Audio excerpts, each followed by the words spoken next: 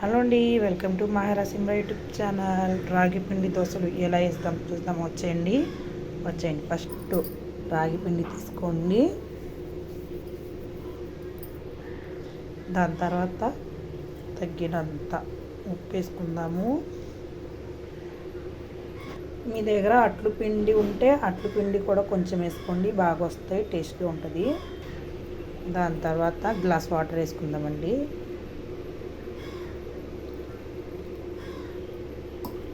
బాగా కలిపేస్తాము. ఇంకా కొంచెం నీళ్ళు పడతాయి కదండి, ఇంకా కొంచెం నీళ్ళు వేసుకుందాము. చూసారండి, ఇలా కలుపుకోవాలి.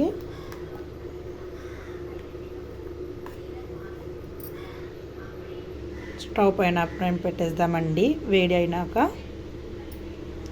దోశ వేసేద్దాము. చూసారా, దానిపైన కొంచెం ఆనియన్స్, క్యారెట్, జీలకర్ర వేసేద్దాము.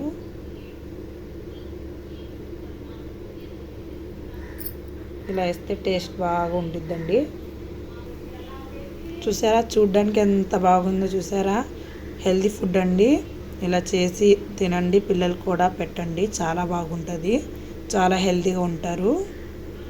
చూడండి ఫ్రెండ్స్, దీంట్లో పుదీనా చట్నీ వేసుకొని తింటే ఎంత బాగుంటుంది తెలుసా. ఇలా చేసి చూడండి. లైక్ చేయండి, షేర్ చేయండి, కామెంట్ చేయండి, సబ్స్క్రైబ్ చేసుకోండి. Thank you for watching.